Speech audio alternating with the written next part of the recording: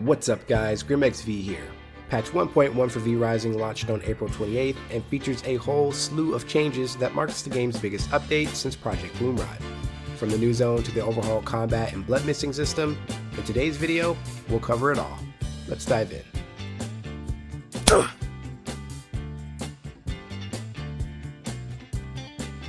The Oakveil Woodlands is a new forest biome located between Silverlight and North Bloomrod. The zone's filled with new corrupted blood enemies that include 4 new V-Bloods and 1 Shard boss. Similar to the Garlic stats in Dunley, parts of Oakveil will inflict the player with Vile Corruption. This stacking debuff will reduce the amount of healing received by 5% per stack.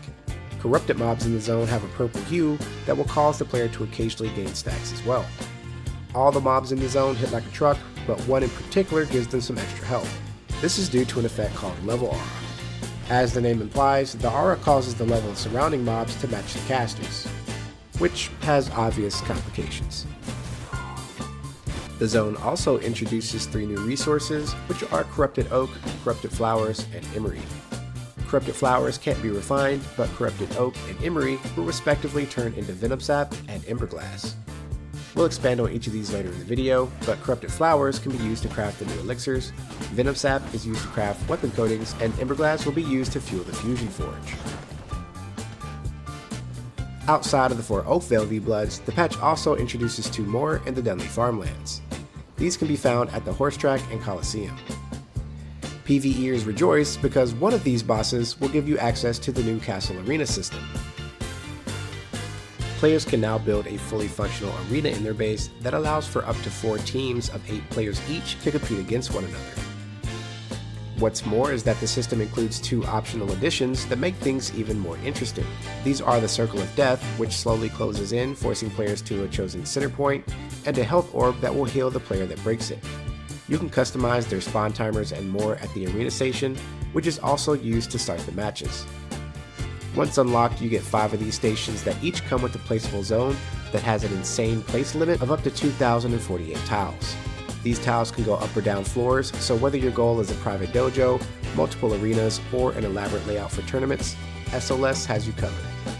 Those just interested in viewing the fighting no longer have to watch from the sidelines either. Once a match starts, players not on a team become translucent and unable to interact with anything in the zone. What's more is that the players fighting can't see them at all, so they're free to move around and watch the action from any angle. The Duel System is unlocked in Act 1 and allows players to craft and place a duel flag almost anywhere in the world. Once placed, another player can interact with the flag to start the countdown for the match. The nicest thing about both systems is that once the fight's finished, all participating players have their HP and cooldowns restored.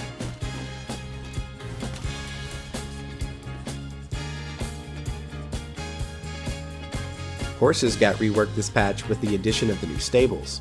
Like the arena system, these are now unlocked thanks to a new boss in Act 2. Parking a horse in the stable allows you to upgrade its stats with various different plants. What's more is that when a claimed horse's HP hits 0, it will now enter a dazed state instead of dying like the wild ones. After you've unlocked your vampire horse, you can park it in the stable as well to raise its stats even higher. In addition to that, you can also use the newly added elixirs to unlock various skills for it. I won't spoil everything you can get, but one of these passives grants a chance to prevent being dismounted, so it's definitely worth the investment. If you thought that was the last quality of life change, you're wrong. Patch 1.1 also introduces a new floor type called Treasury Flooring. A room with this flooring causes all storage containers within the room to share their inventory.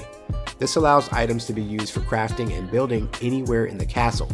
This means you can now interact with crafting stations and it will automatically pull resources from the chest within this room.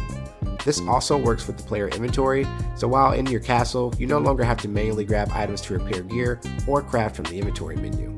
What's more is that accompanying this change is the new Redistribution engine. Placing this item allows you to connect crafting and refinement stations to the Redistribution network to instantly transfer them to a container, crafting, or refinement station. Players can toggle the automatic transfer on or off by visiting the output stations connected to the system. Each engine can have up to 8 connections, and you can place 8 engines in your base. Treasury Floors can be unlocked in Act 1, but you won't get your hands on the engine until you take out a certain scientist in Act 4. Vrising's biggest combat overhaul to date takes form thanks to a deep stat rework, rebalanced gear, and completely overhauled blood types and passives. In the character panel, players can now find an attribute tab that shows a variety of stat types. The stats in this view are represented at a glance by a red progress bar. The further to the right the bar is, the closer you are to the cap for that particular stat. These stats are generated from different sources, such as armor, weapon, amulets, blood, and elixirs. For the elixirs, it's not just the same old witch and rage pot though. This update features 8 new additions that provide flexible sources of bonus stats, allowing players to truly round out their builds. One last important note about stats is that the bonuses gained from blood and spells ignore the cap limit. Speaking of blood, one more addition from Act 4 is the new blood Homogenizer. Once unlocked, this item allows players to mix any 2 types of blood. This works by inputting a primary and secondary blood of your choice. The player will gain access to all bonuses from the chosen primary blood, and will gain the T4 and one more selected bonus from the secondary blood.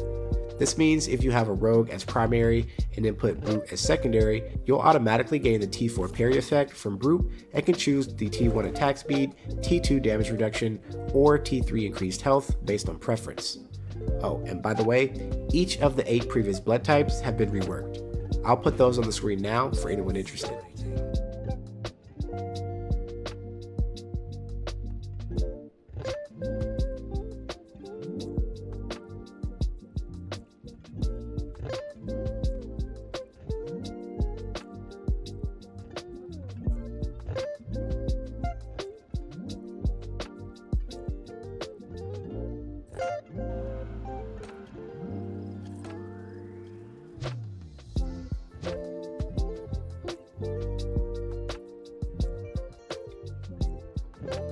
No longer do you need to wait to get the perfect drop. You can now fuse your weapons or jewels thanks to the Fusion Forge. This means that while RNG and farming are still a thing, we can now fuse modifiers from 2 different items onto one. This includes the artifact weapons that can now be forged with any modifiers you want. As exciting as this is, you won't unlock the forge until Act 4, so be sure to hold on to those good rolls. Moving on to passives, the entire system has been reworked. Rather than unlocking and gaining access to everything like in 1.0, players are now limited to choosing only 5. Each of these 5 slots is now unlocked as you progress by defeating bosses. Players can gain the first slot in the late stages of Act 2, but won't get access to the 5th until defeating Simon Belmont. Thankfully, to accompany this limitation, all passives have been improved and are much more impactful. The Tier 1 passives are now called Elemental Awakenings, and the Tier 2s are called Vampire Awakenings. You can spend standard Stygian shards to unlock the Tier 1s, and greater shards to unlock the Tier 2s. Doing so will unlock a passive at random, but this isn't the only way to get them anymore. Bosses from Tier 1 and 2 rifts can now drop passive knowledge scrolls that are specific to each passive.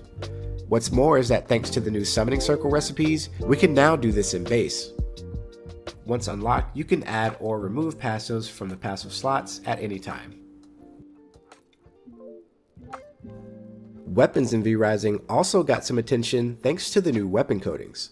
After unlocking them in Act 4, you can craft these at your alchemy table and apply 1 coating per weapon. There's a coating for each magic type and no limit to the number of weapons you can apply them to. Once applied, the coating lasts for an hour and imbues your weapon with an empowered auto that has a 15-second recharge timer. This timer is specific to the coating type, but there's also a 5-second global cooldown when switching between different ones. This patch is the gift that keeps on giving because we're still not done. We also got 3 new weapons and 7 new spells added to the game. Starting with the weapons, first up is the Twinblade. This is a close range weapon that features autos that hit twice and a Q that will hit through defenses. The Q is called Javelin and when thrown deals 125% physical damage and inflicts a snare in an area. After landing, the Q lingers for 2 seconds before recalling to the player. Once recalled, the Javelin will pierce and pull enemies in its path, dealing 80% physical damage. Players can also choose to recast the Q during the 2-second window to cancel the recall and instead dash towards the Javelin. The weapon's E is called Sweeping Strike. This ability lunges your character forward, dealing 100% weapon damage in a line. Enemies hit by the ability are launched into the air and to the opposite side of your character.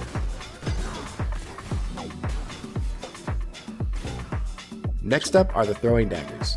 These are a mid-range weapon that features stacking autos and an iframe Q that hits through defenses. The weapon will only have one dagger when initially swapped to, but will gain a stack every 1.1 seconds, up to a maximum of 4. When auto-attacking, all accumulated daggers are shot out at once, dealing 40% physical damage each. Hitting an enemy or object with the daggers will also cause them to linger in the ground. The weapon's Q is called Rain of Daggers.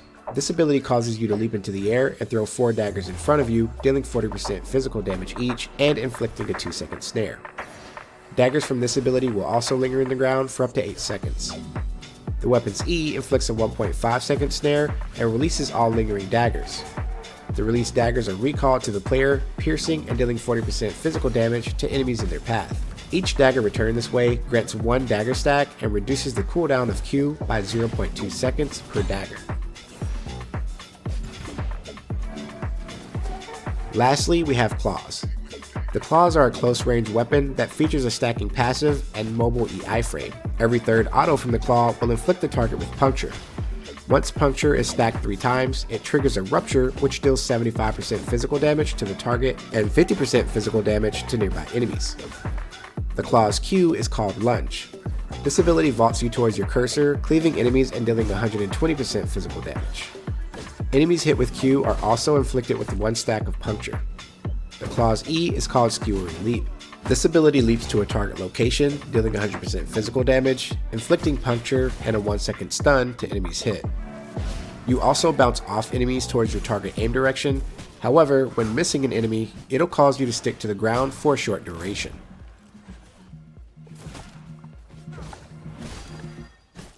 Now let's look at the spells. In addition to the 7 new spells, there are also reworks to Soulburn and Cyclone. For Soulburn, while the base functionality of the spell still exists, the silence effect has been removed from the game. To compensate for the loss, the spell was given a slightly wider radius and a few new modifiers. Cyclone now sends out a long-range piercing projectile that deals 90% magic damage and inflicts static. The projectile returns after max distance, granting a storm shield that circles around you, dealing 20% magic damage. This spell was also given some new modifiers. Hey guys, Post-Edit Grim here. Before we move on, one thing I forgot to mention is that each magic school now has Spell School Mastery. These are bonus additions to each spell school that are unlocked as you gain spells within that school.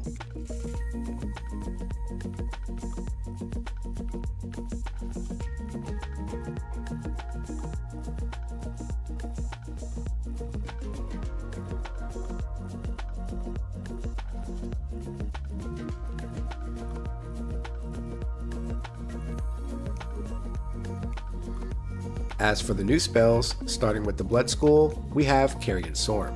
This spell shoots out 4 blood bats in a line that attack towards your target location. Each bat pierces enemies, dealing 50% magic damage and inflicting leech. The new spell for Chaos Magic is called Reign of Chaos. After a short channel time, this spell showers an area with 8 Chaos Meteors, dealing up to 380% magic damage and inflicting Ignite for 3.2 seconds. The Unholy School gained Unholy Chains. This spell launches a chain that shackles the target hit, reducing their movement speed by 10 to 30% based on distance. You can channel the spell for up to 1.7 seconds, and it deals 260% magic damage and inflicts Condemn whenever the effect ends. When the bond breaks, you also inflict a 2-second fading snare if the distance between you and the target exceeds 14 meters. Curse is a new spell in the Illusion School. This spell conjures 5 Wisp in a cone, inflicting Weaken and Curse on enemies hit. Curse reduces movement speed by 25% for 3.25 seconds, and 40% of damage taken during the effect is dealt as additional damage when the curse ends. This skill has a maximum damage output of up to 500%, and each enemy hit by the Wisp will grant a stack of Phantasm. For Cold Magic, we now have Arctic Storm. This spell channels a wave of frost over 1.2 seconds, dealing 180% magic damage and inflicting chill. At the end of the channel, the spell also conjures a cone of cold that freezes any target hit for 2 seconds. Lightning Tendrils was added to Storm Magic and launches 6 lightning bolts in sequence. Each bolt deals 40% magic damage and inflicts static. The last new spell is tied to the newly added Soul Shard of the Serpent. You, of course, can get this item by defeating Megara, who can be found as the new Shard boss in the Oakveil Woodlands. The ultimate gained by equipping the shard is an illusion ability called Serpent's Kiss. When cast, you deal out a spectral serpent, dealing 350% magic damage on direct hit and 200% magic damage to enemies in an area. This hit also inflicts weaken and fears enemies for up to 2.5 seconds. Speaking of shards, there's also a huge change for them in this patch. While having a shard still gives you access to its ultimate, you're no longer forced to use them. Now, when equipping a shard, you can simply open the spell menu and replace it with an ult of your choosing. While the old shard ultimates are still as you remember, their amulets are not. Each one has had its boost to damaging enemy vampires adjusted, and the Draculin shard no longer inflicts vampiric curse on autos. Instead, that's been replaced by an effect called Bloodthirst. Bloodthirst increases player movement speed, damage output, attack speed, and life leech by 15% for 5 seconds. Last but not least, this update also comes with a new cosmetic pack called Eternal Dominance. For the first time, the pack is available in the full suite of recolor options. It features 5 new unique armor pieces, a new wolf shapeshift form and saddle, waygate, throne, coffin, prison cell, and servant coffin skins, a new window with 3 different curtain variants, a new gate, 3 different wallpapers, 4 stair variants, 2 floor patterns, 8 wall decorations which include 6 new paintings, a wall curtain and a wall fountain, 6 seating variants, 5 table variants with unique settings for each, 1 is a hookah by the way, no I'm not joking, 3 decorative pillow arrangements, 3 light sources, 1 castle walkway carpet, and 5 additional decorative variants, 3 statues, and 2 decorative pools. In other words, they cooked. Once announced, this pack quickly became viewed by many as the best pack the game's ever released, and I have to say, I definitely agree. And that marks the end of the video, guys. For anyone interested in seeing the full list of dual modifiers, I'll include a link to a useful spreadsheet below. If you enjoyed this video, please consider leaving a like and subscribe, and as always, thank you so much for watching. This is GrimXV, signing off.